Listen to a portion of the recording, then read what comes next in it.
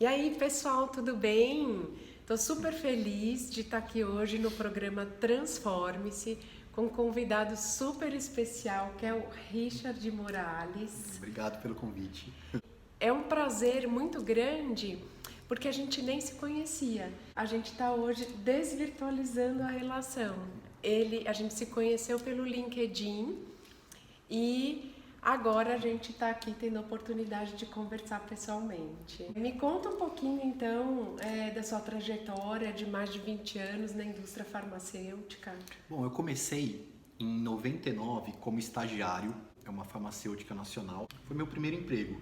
Então eu tinha acabado de sair do tiro de guerra e fui fazer um estágio como propagandista.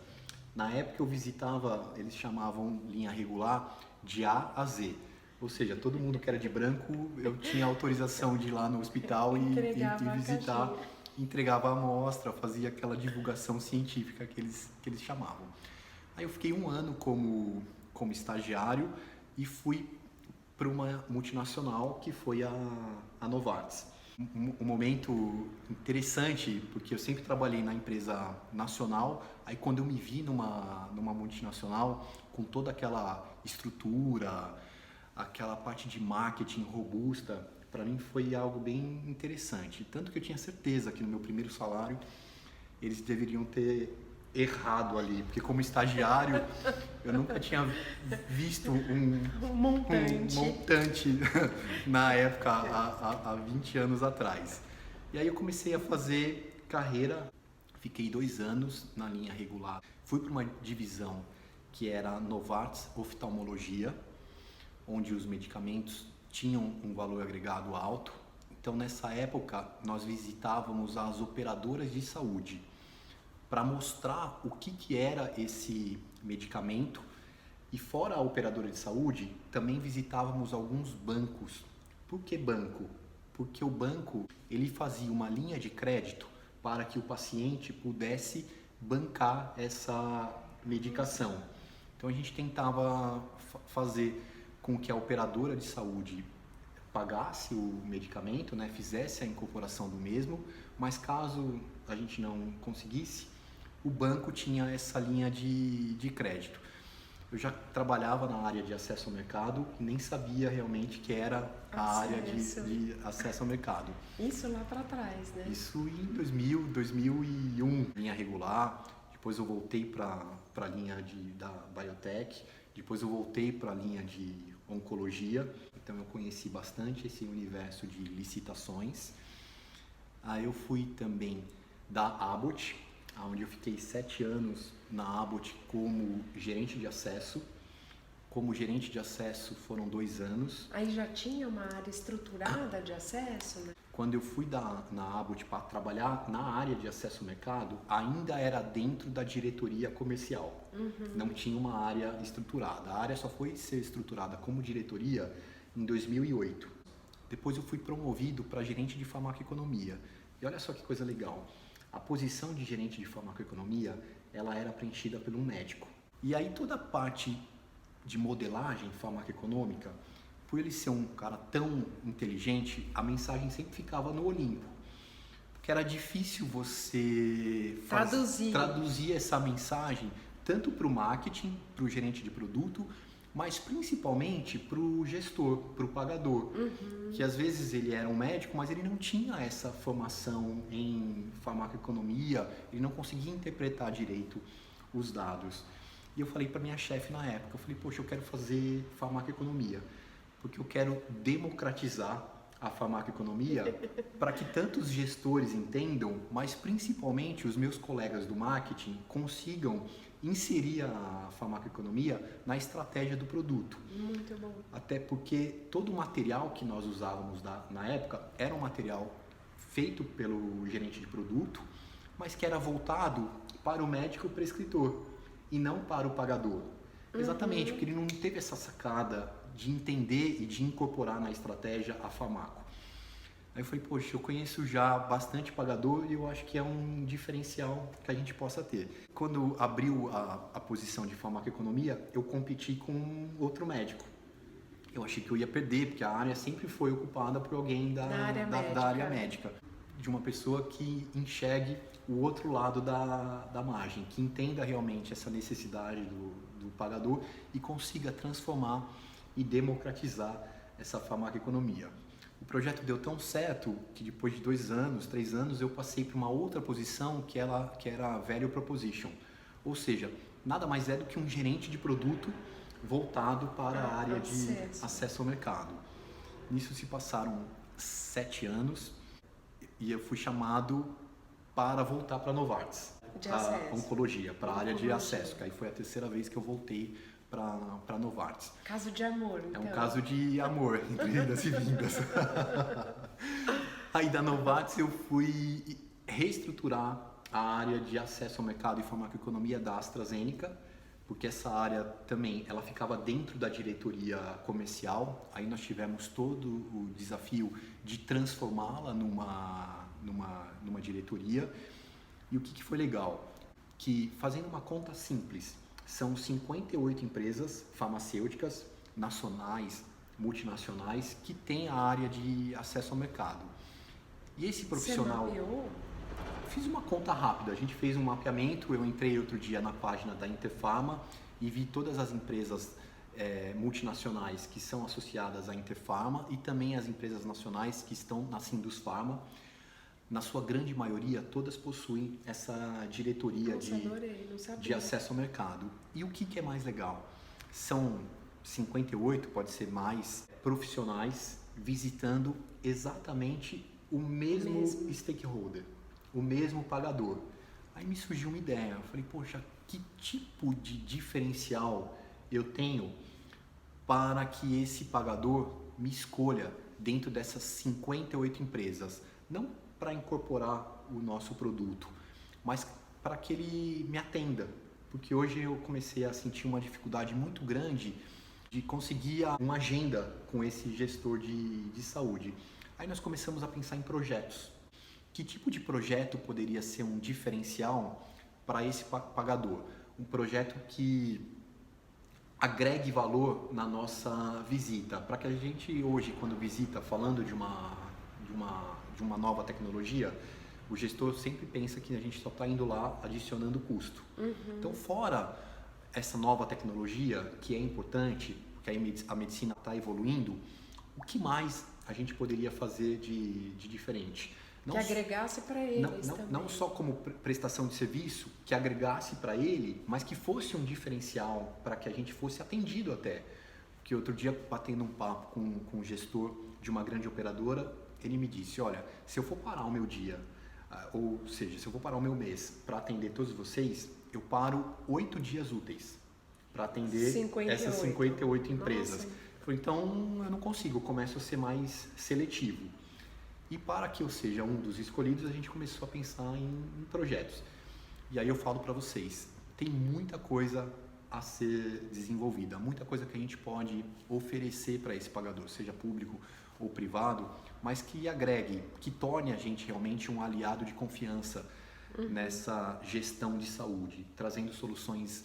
A dica que eu dou é, a gente tem uma página em branco ainda a ser preenchida. Tem tanta coisa boa a ser feita que eu acho que quem gosta, quem atua nessa área de acesso ao mercado pode muito bem parar, pensar nas suas elucubrações e junto com o seu gestor, junto com o marketing, com a área médica, eu acho que é um cross-functional bem interessante pensar em ser diferente. Num universo de 58, onde muita gente é tão igual, só indo lá trazendo um estudo de farmacoeconomia, que é legal, que é importante, mas que não é mais o diferencial que foi no passado. O Brasil ainda é um mercado em expansão, nós temos startups chegando no país, o que abre oportunidades de carreira, de emprego, mas que se a gente for pensar em alguns medicamentos que chegam custando $400 mil, $700 mil, poxa, só bater na porta desse cara e falar assim, ó, incorpora o meu produto. Não vai rolar. É muito frágil. Então a gente tem que pensar na sustentabilidade do sistema como um todo. E por incrível que pareça, a farmacêutica, ela tem uma expertise que pode muito agregar, né, na construção de projetos. Projetos que eu costumo dizer que são ganha, ganha, ganha. paciente, em primeiro lugar, operadora de saúde e farmacêutica. Ou paciente, mercado público e também farmacêutica, governo. É uma triangulação interessante, onde o grande beneficiado de tudo isso, quando dá certo, é o paciente. Que eu acho que tem que ser a nossa motivação diária, de acordar, sair da cama e falar assim, poxa, eu vou conseguir melhorar a vida de alguém. Isso é uma coisa também que me motiva bastante a pensar fora da caixa e fazer diferente, pensando em algumas estratégias que agreguem valor nesse sistema como um todo. Sistema complexo, né? Porque se a gente for olhar hoje bem complexo, a parte privada, o turnover é muito alto, porque hoje uma empresa X tem um plano de saúde Y, mas que na renegociação, dependendo da sinistralidade, dependendo do aumento do plano, a empresa fala assim, não, então eu não vou querer mais ficar com você, eu vou para o seu concorrente. Mais do que falar, ouvir a necessidade desse cliente tão importante, que no final é quem paga a conta. E tem muita gente na indústria querendo vir para a área de acesso. Que dica que você dá para quem está nas linhas regulares ou para quem está nas linhas especiais e quer migrar para essa área de acesso? Eu percebo que hoje o grande diferencial do profissional que está na área de acesso ao mercado, ele tem que entender realmente toda a dinâmica do mercado público, do mercado privado, mas dentro do negócio que ele está inserido, pensar em ideias inovadoras, fora da caixa. Porque tá tudo muito igual. Mas esse fato de estar tudo igual é bom, que a gente pode e deve fazer diferente. Um pouco diferente já faz uma grande diferença. Exatamente. Criou-se uma expectativa desse gestor de projetos que facilitem o seu dia a dia, que fogem um pouco só daquela parte de incorporação da nova tecnologia. É inegável que a medicina está evoluindo. Assim como a medicina evolui, essas novas tecnologias, elas estão chegando ou vão chegar. A população vem envelhecendo. Uma população que envelhece, vive mais, vai precisar vai precisar, seja medicamentos para oncologia, para diabetes. Então tem bastante oportunidade. Então eu acho que esse profissional, ele tem que ter uma resiliência muito grande de ouvir a necessidade do gestor. Porque às vezes projetos engessados não servem para um país como o nosso, dimensões continentais. Você tem uma dinâmica diferente no eixo Rio-São Paulo, que é diferente do Nordeste, que é diferente do Norte. Então, customização. Talvez essa seja a palavra para vários projetos que possam ser feitos, colocando esse pagador dentro do sistema, né? Dentro da estratégia, não entregando uma coisa engessada aonde ele nem participou. Eu acho que a gente deve sim ouvir o outro lado. É a grande dica. E uma coisa para mim que foi uma agradável surpresa, eu recebi um convite para fazer parte da pós-graduação da Faculdade Oswaldo Cruz, onde eu te convido a ministrar uma aula.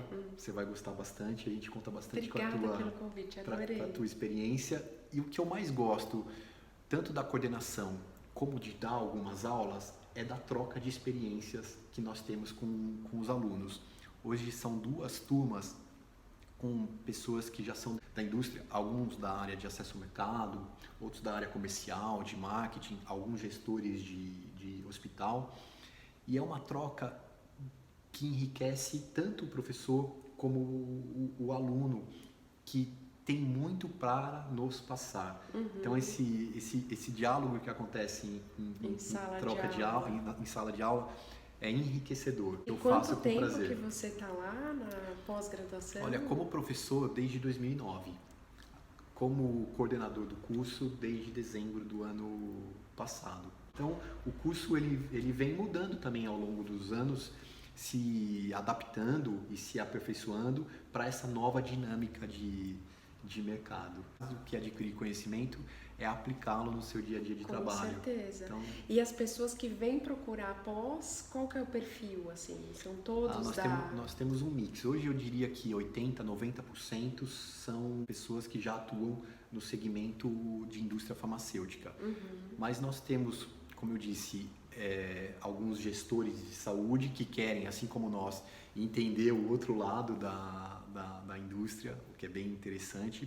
Alguns gestores de hospitais. Mais do que receber conhecimento, é um networking, são 3 dias de aprendizado que vale a pena, passa muito rápido. Para terminar, ele estava me contando uma coisa que eu achei super legal. Projeto de vida de um dia dar a volta ao mundo. Eu pensei, nada melhor do que dar a volta ao mundo como velejar. Então, há uns 7 anos, eu tenho um veleiro, eu comecei a aprender a velejar, eu tirei a RAIS, mas eu faço algumas viagens saindo de Paraty. E o que é mais legal no velejar? Primeiro, são todas as adversidades que você encontra durante o caminho, nem sempre os ventos são tão favoráveis. Então, isso exige também... Nem sempre o mar é calmaria. Nem sempre o mar é calmaria. E olha, quando o mar está agitado, ele está agitado mesmo. Ele te exige uma agilidade de raciocínio, de ações que você tem que tomar ali para que o seu barco não vire. Então, eu tento trazer isso para a minha vida profissional, onde nem sempre as coisas saem do jeito que a gente tá planejando. Mas o que eu mais gosto é que lá no meio do mar não pega celular. Fantástico. E nem e-mail, né? Você não tem e-mail, você não tem WhatsApp, você não tem internet. E é um momento que eu encontro para me desconectar para me conectar. Então eu saio de lá sempre renovado. Reenergizado. Então, fazer essa volta ao mundo aí. Com certeza. Vai fazer a volta ao mundo e depois vai vir contar. Com certeza. Vou contar, vou mostrar as fotos, vou falar dos perrengues. Com certeza. E da superação. E da superação, sem dúvida. Você sabe que vai, mas você não sabe quando você volta. Então eu preciso ter esse lastro aí para saber que no dia seguinte eu tenho reunião e eu preciso estar lá. Com certeza. Muito obrigada mesmo por você ter vindo. Foi ótima conversa, ótimo te conhecer pessoalmente também. E aceito todas as conexões que me pedem, e eu também peço várias conexões. Tem tanta gente interessante no mundo para que a gente troque ideias, conheça coisas novas, e o LinkedIn ele veio para facilitar. Tá aqui uma coisa boa que foi ter te conhecido através da ferramenta LinkedIn. Legal. Adorei. Muito obrigado pela oportunidade, obrigado pelo bate-papo. Eu saio daqui com várias ideias do que a gente já conversou já. Isso, somos 2. Que bom. Muito legal, muito obrigado. Gente, não perca então, semana que vem, uma próxima edição do programa Transforme-se. Valeu, pessoal!